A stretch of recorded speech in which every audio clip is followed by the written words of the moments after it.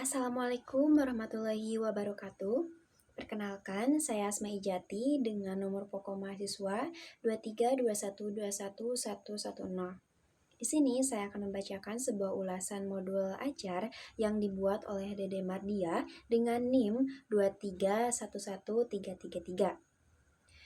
Nah, modul yang dibuat oleh penulis ini dirancang untuk pembelajaran bahasa Indonesia kelas 4 SD dengan alokasi waktu 2 jam pelajaran atau 90 menit. Jadi, pada setiap 1 jamnya itu 45 menit.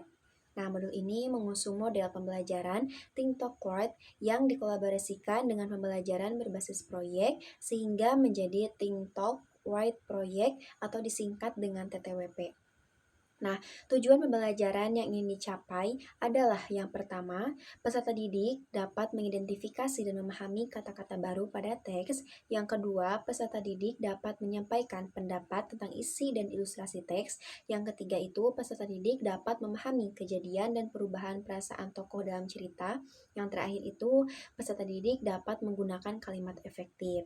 Nah, modul ini juga mengintegrasikan profil pelajar Pancasila, yaitu membentuk peserta didik yang beriman, bertakwa kepada Tuhan Yang Maha Esa, bergotong royong, bernalar kritis, kreatif, inovatif, mandiri, dan juga berkebinekaan global. Nah, pada bagian nasional modul ini menjelaskan latar belakang pemilihan model pembelajaran Think Talk Write yang diperkenalkan oleh Winker dan Loughlin. Nah, model ini memfokuskan keterlibatan peserta didik dalam 3 tahap utama. Yang pertama itu berpikir, yang kedua itu berbicara, dan yang ketiga itu menulis. Nah, menurut penelitian yang dikutip dalam modul ini, model TTW ini atau Think Talk Write ini terbukti dapat meningkatkan kemampuan menulis narasi. Nah, bahkan dibandingkan dengan model Problem Based Learning atau PBL, nah, TTW ini lebih efektif untuk mengembangkan kemampuan menulis teks deskripsi. Nah, adapun kelebihan dari model Think Talk Write ini antara lain yang pertama meningkatkan kemampuan berpikir kritis, yang kedua itu mengembangkan pemahaman yang signifikan tentang materi, yang kedua itu melibatkan peserta didik secara aktif, yang terakhir itu mengembangkan keterampilan sosial dan interpersonal.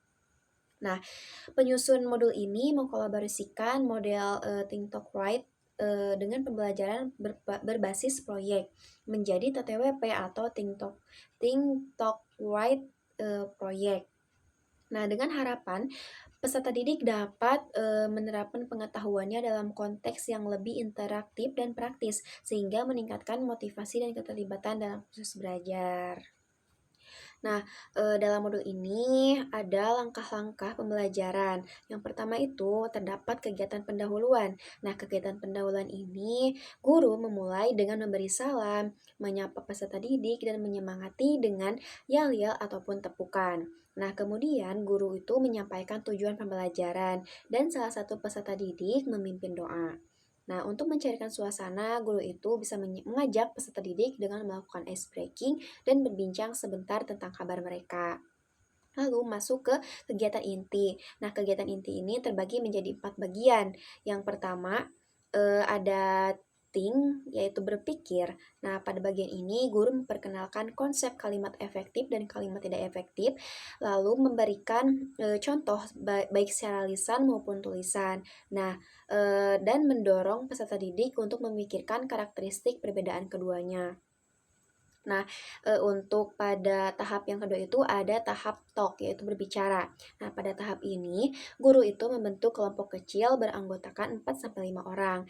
Nah, memberikan waktu untuk berdiskusi tentang kalimat efektif dan juga tidak efektif. Nah, peserta didik di sini berbagi contoh berdasarkan pengalaman masing-masing dan guru itu membimbing jalannya diskusi. Nah, untuk tahap yang selanjutnya yaitu ada tahap write, yaitu menulis. Nah, pada tahap ini, setelah berdiskusi, peserta didik itu menuliskan dan memperbaiki kalimat tidak efektif menjadi kalimat efektif dengan bantuan LKPD. Nah, LKPD yang digunakan pada modul ini, penulis menggunakan LKPD kentang goreng, kemudian mengumpulkan hasil kerjanya. Nah, untuk yang selanjutnya, ada proyek. Nah, pada proyek ini peserta didik membuat poster bertema kalimat efektif dan kalimat tidak efektif pada kertas HPS. Nah, kemudian poster dibuat dengan ketentuan tertentu. Pada bagian atas berisi judul dengan latar belakang cerah dan bagian bawah dibagi menjadi 2 kolom untuk contoh kalimat efektif dan juga tidak efektif. Nah, kemudian hasil poster tersebut itu kemudian dipresentasikan di depan kelas. Nah, kemudian pada bagian kegiatan penutup. Nah, pada kegiatan penutup ini, guru itu mengulas kembali semua kegiatan dan bersama peserta didik itu mengambil kesimpulan dari pembelajaran hari ini. Nah, untuk bagian yang selanjutnya itu media pembelajaran yang digunakan dalam modul ini. Yang pertama itu ada buku siswa, yang kedua itu ada LKPD. Nah, LKPD yang digunakan pada modul ini yaitu kentang goreng. Nah, yang kedua, yang selanjutnya itu ada alat tulis, kemudian ada alat warna, kertas HPS, dan juga internet. Nah, LKPD kentang goreng ini menjadi media yang menarik dalam modul ini. Pada LKPD ini terdapat kalimat-kalimat tidak efektif yang ditulis dalam potongan kertas berbentuk kentang goreng. Jadi di dalam kertas yang dibentuk seperti kentang goreng itu terdapat kalimat yang tidak efektif. Nah, kalimat-kalimat tersebut itu diantara lain, yang pertama itu sebagai contoh, para siswa sedang belajar di halaman sekolah. Nah, yang kedua itu semua para siswa dipersilahkan duduk. Yang ketiga itu pada malam hari adalah malam yang dingin. Nah, untuk yang selanjutnya itu sebagai pelajar kita harus wajib belajar dengan rajin. Nah, yang terakhir itu para warga-warga berlarian keluar rumah saat terjadi gempa. Nah, kemudian guru-guru itu menggunting kalimat-kalimat tersebut dan peserta didik itu mengambilnya untuk kemudian memperbaiki kalimat itu yang belum tepat seperti itu. Nah, kemudian modul ini juga dilengkapi dengan rancangan asesmen yang komprehensif, yaitu yang pertama itu ada penilaian sikap. Nah, penilaian sikap ini di dalamnya itu terdapat teknik. Nah, teknik dalam yang digunakannya itu teknik observasi, kemudian alat ukur yang digunakan itu rubrik penilaian sikap, dan yang fokus pada dimensi ini adalah dimensi profil pelajar Pancasila. Nah, untuk asesmen yang kedua itu penilaian keterampilan. Nah, penilaian keterampilan ini teknik itu menggunakan teknik observasi. Nah, untuk alat ukurnya itu menggunakan rubrik penilaian unjuk kerja. Nah, untuk asesmen yang ketiga itu penilaian pengetahuan. Nah, teknik yang digunakannya itu teknik tes tulis, lalu alat ukur yang digunakannya itu pedoman penskoran. Nah, penilaian ini memungkinkan guru untuk mengukur ketercapaian tujuan pembelajaran secara menyeluruh, baik dari segi sikap, keterampilan, maupun pengetahuan.